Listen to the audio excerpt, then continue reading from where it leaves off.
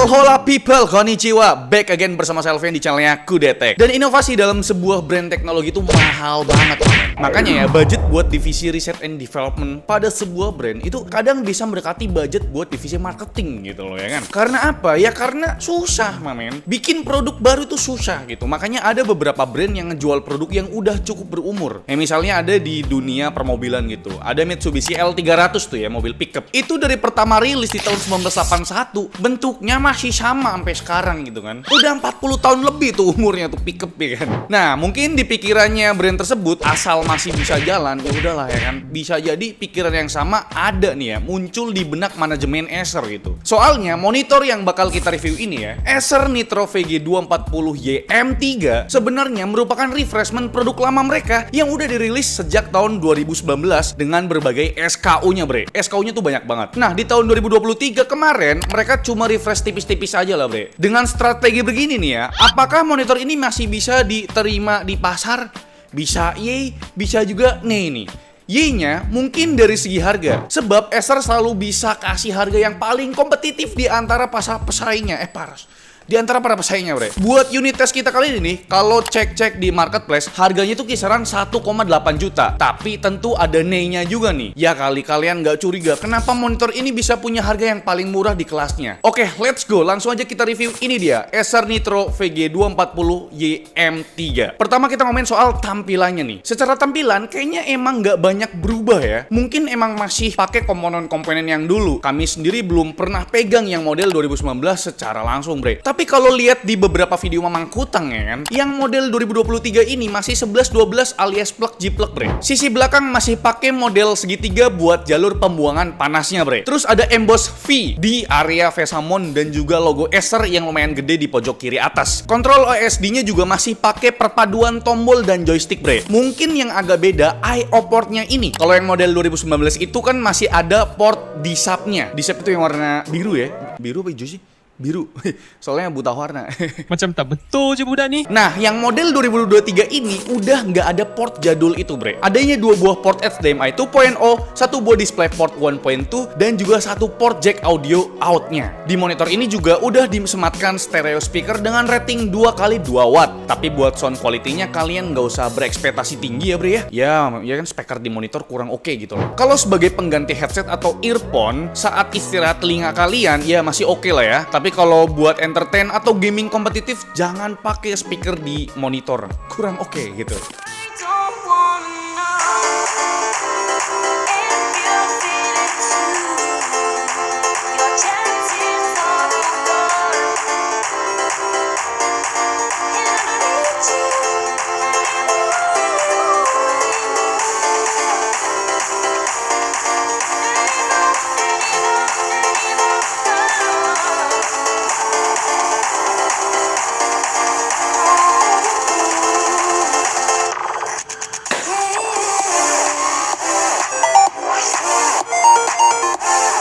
Nah, buat BST-nya sendiri sayang banget ya, ini nggak ada perubahan sama sekali dari versi 2019. Masih sama-sama pakai kaki model V dengan balutan hitam merah yang fleksibilitas stand-nya terbatas banget ya. Cuma bisa tilting doang ya, tilt up 20 derajat dan tilt down minus 5 derajat. Sekiranya kalau kalian mau lebih fleksibel, ya tentu aja harus pakai third party stand yang support Vesamon 100 mm, bre. Beralih ke sisi layarnya nih, sampai sekarang emang belum ada inovasi super wah di dunia monitor khususnya soal bezel ya. Kalau soal ukuran layar atau aspek rasio emang udah macem-macem inovasinya ya. Tapi soal bezel nih ya segitu-gitu aja lah buat tingkat ketipisannya, bre. Seperti di monitor ini, buat kami pribadi nih ya, selain bezel atas, kiri dan kanan, bezel bawah juga udah cukup tipis kok. Sama sekali nggak kelihatan kalau umur desainnya ini udah hampir 4 tahun gitu loh. Tapi yang udah tahu sih ya tahu-tahu aja sih ya. YTTA gitu.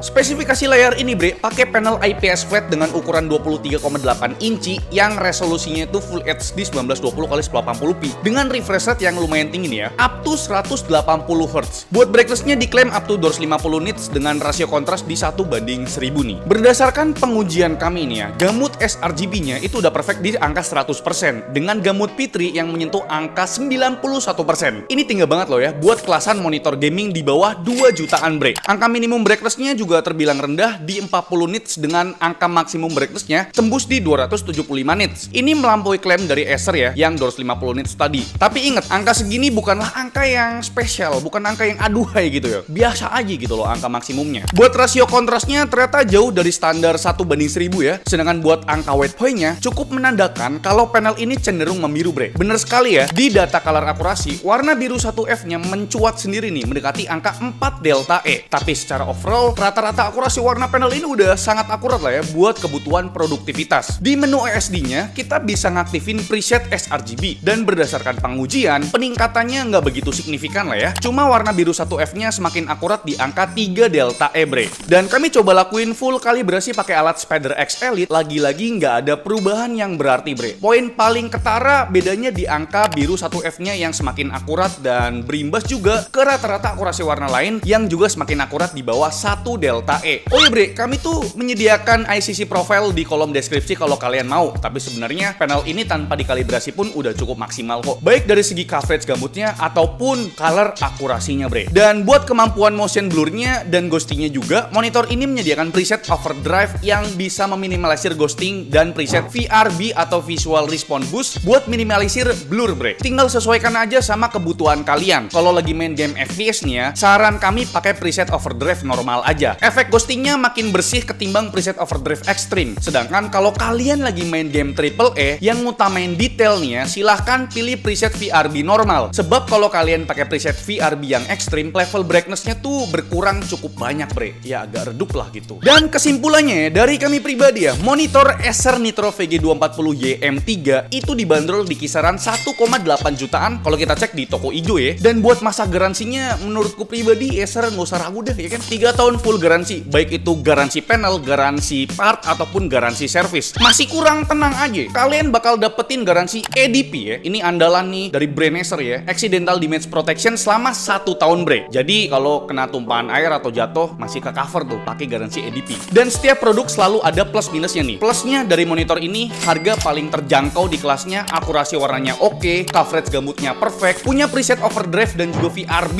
ya buat ngurangin minim ghosting dan juga blur, bre. Tapi tetap aja ada nilai minusnya, bre. Desainnya tuh jadul ya, ini desain 2019 dan ergonomi stand-nya tuh terbatas. Ya mau nggak mau kalian harus beli third party stand kan. Nah jadi gimana nih posisi monitor ini di pasaran nih ya? Dengan spesifikasi yang sama 24 inci Full HD 180Hz, harga monitor ini hampir nggak ada yang mendekati, bre. Paling mepet ada MSI G2422C yang selisihnya tuh sekitar 150.000. Sisanya macam Gigabyte, AOC dan Asus ketiganya ada di atas 2 juta, bre. Sedangkan di rank harga 1,8 juta banyak banget sih ya pilihan monitor dengan spesifikasi yang mirip-mirip. Cuma beda di refresh rate-nya aja yang rata-rata di angka 165Hz gitu. Jadi menurut kalian 180Hz lebih baik ketimbang 150Hz atau gimana? Ya menurutku iyalah ya. Mau lebih gede angkanya gitu kan. Goblok. Oke, bre. Jadi kira-kira itu dia ya review atau ulasan dari kami mengenai monitor yang Acer ini, yaitu Acer Nitro VG240YM3 ini. Gimana menurut kalian? Coba dah kita diskusi di kolom komentar ya, karena udah jarang nih kita review monitor nih. Like video ini kalau kalian suka, dislike kalau saya jelek, dan jangan lupa untuk tekan tombol subscribe yang orang-orang kalau misalkan kalian belum subscribe channel ini. Selfie yang selalu di channel mengucapkan terima kasih. Sampai jumpa di video selanjutnya. Bye bye.